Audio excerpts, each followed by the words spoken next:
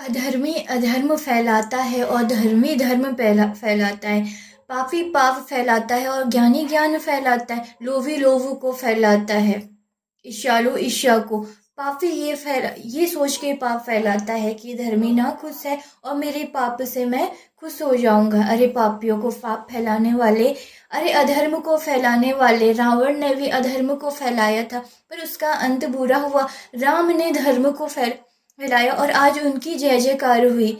तो अधर्मी ये सोचकर धर्म का तिरस्कार करते हैं कि क्या होगा, परमात्मा के दर्शन होंगे। अरे परमात्मा के दर्शन नहीं, परमात्मा को ढूंढना पड़ता है। परमात्मा के दर्शन जब हम इस शरीर में मिट्टी में मिल जाते हैं तो हमें एक नई ऊर्जा मिलती है, क्योंकि हम उसे सहन नहीं करते, क्योंकि अग्नि को देव माना जाता है और उससे हम हर दिन मुलाकात होती है। फिर क्यों कहते हो दर्शन नहीं हुए? अग्नि को हम देवता इसलिए कहते हैं क्योंकि उस पर हमारी अन्नपूर्णा रसोई चलती है, हम भोजन बना के खाते हैं, तो अग्नि को देवता के रूप में माना। लेकिन अग्नि को हम छूते हैं तो भस्म हो जाता है।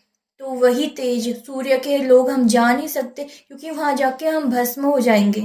तो फिर क्यों कहते हैं कि अधर्मी, क्यों कहते हैं कि आपको धर्मी को दर्शन हो जाएंगे? अरे दर्शन होते, हम आग में हाथ डालते तो वो जल जाता है। तो उसी प्रकार जब हम इस देह को त्यागते हैं तो हम माता धरती की गोद में समाहित हो जाते हैं, हम अपनी माँ के गोद में चले जाते हैं, मिट्टी में मिल जाते हैं और हमें अग्नि के द्वारा जलाया जाता है। तो हमें एक नई तेज, एक नई ऊर्जा, जो कि एक ऐसी तेज, ऐसी ऊर्जा मिलती है जिससे हम परमात्मा का सामना करते अगर हमने धर्म को फैलाया, यहाँ आके भी हमने परमात्मा के आदेशों का पालन किया और उनकी जय जयकार ने अपने गृहस्थ और दाम्पत्य जीवन में खुशी के सामने परमात्मा को याद किया, तो उस टाइम जब हम मिलते हैं तो परमात्मा खुशी खुशी हमें गले लगा। और अधर्मी लोग, उनका सोच लो, वो जो ऐसे इलाके जहाँ पे लोग पूछते हैं कि और जानवर से डरते हैं, तो वो लोग वहीं तक सीमित होते हैं। तो अधर्मी का नाश होता है